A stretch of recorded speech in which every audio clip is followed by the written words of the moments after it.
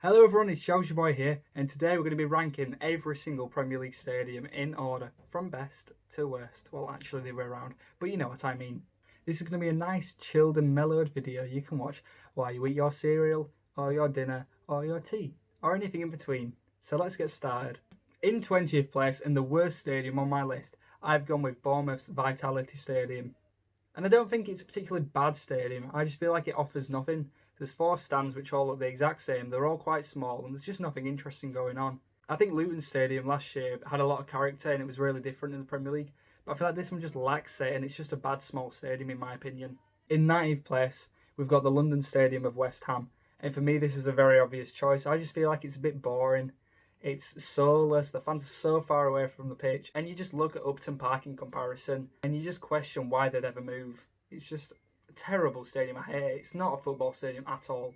In joint 18th and 17th place, we've got the twin stadiums of St Mary's and the King Power Stadium. I hate these two stadiums, they're just a ball, like they're the most boring, uninventive stadium you could actually think of. And they're the exact same, but just one's blue and one's red. I hate them, and for that reason, they're very low down. In 16th, we've got the Brentford Community Stadium. I just think this one's a bit of a weird one. I don't think it's quite sure of itself as what it wants to be. It's just a bit of a Lego stadium. I don't like the colour scheme of the seats, and I just think compared to Griffin Park, it's just such a big downgrade. In 15th, and the first stadium I actually like on this list, is the Amex Stadium of Brighton. I think it's quite a unique stadium. I like the away end of it, and I just like the colour scheme. I think it's quite unique and cool. The only thing I don't really like is the curved roofs. I just feel like they look a bit odd. But apart from that, it's a good little stadium. Moving on, in 14th, we've got the Emirates Stadium. It's just another boring ball for me. It's not unique in any way, and compared to Highbury, it's such a downgrade again.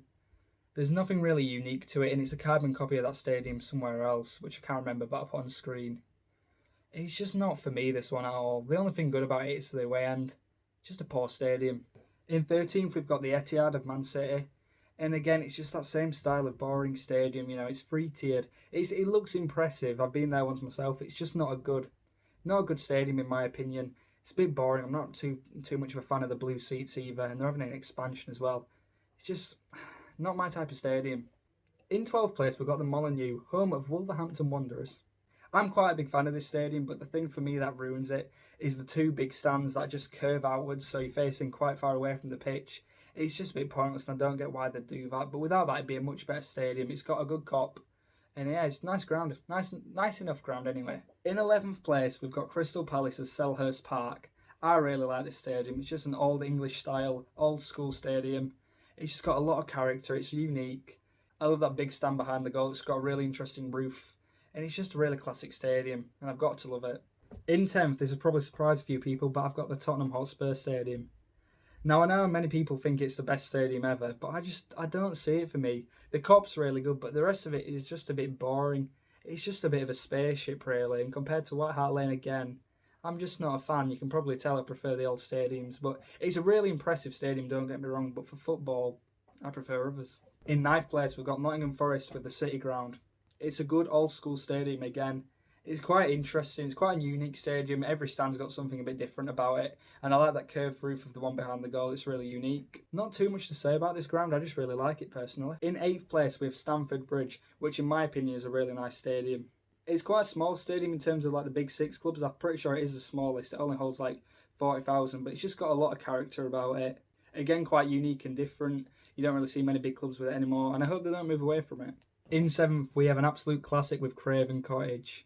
It's just got such a charm around it, this stadium, for me. I think it's just one of them that I'll never not love. It's in a cottage, you know, what more do you want from a stadium? It's such a proper English stadium. It's just iconic, everything about it, you know, and lucky to have it in the Premier League, and they better never move away from it. In 6th place, I've actually gone with Portman Road of Ipswich Town. I really like this stadium, and I know not many people would probably rank it this high, but I just think it's a bit different to what's in the Premier League. It's more of a championship style ground. It's just nice to see it in the Premier League. In 5th place, I've gone with a ground that actually won't be here much longer. It's Goodison Park of Everton. And for me, this is so sad they're moving away from it. I just think it's a perfect stadium, really. It's got so much charm, it's got so much character. I love that stand to one side where it's like three tiers and it looks like it's about to fall over. It's just everything you want from a stadium. And I can't believe they're just moving to a boring, bowl-looking stadium. It's just really, it's such a shame. Such a great stadium, and it's so sad it's only got a few months left. In fourth place now, we've got a massive stadium of St James's Park of Newcastle. It's a great stadium. You can just feel the atmosphere Newcastle fans generate from it. It just suits them perfectly, and I know there's talk to them either upgrading or moving away, but I really hope they're staying upgraded rather than move, because it's just a classic stadium, again, that's unique. In third place, we have Anfield, home of Liverpool.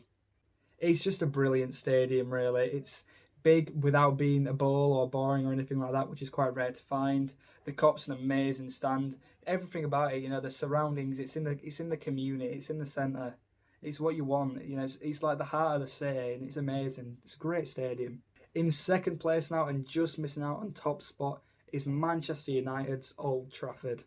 To me, it's just one of the best stadiums in world football. It's absolutely massive, with a massive history as well. It may be a bit run down now, it may not be as well looked after as it's been before, but it doesn't mean it's a bad stadium by any means, and I really do love it, and they should never move away, because it's just Man United, it's their identity, it's their place, and moving away would be such a shame. And taking the number one spot is Aston Villa's home, Villa Park. The Holt End's one of the best stands in the country, they generate an amazing atmosphere. I love how it looks on the outside with all the design, the colour scheme, everything about it. It's just such an amazing stadium. It's what, in my opinion, an English football stadium should strive to be. It's just perfect. Anyways, that wraps up today's video. I hope you all enjoyed. It's been a bit different for me to do this. It feels a bit out of my comfort zone to just sit down and talk to a camera. But it's been something I've really wanted to do for ages, and thank you for the support so far. If you did enjoy, please like, subscribe and comment for more videos you want me to do. And I'll catch you again in the future. Goodbye.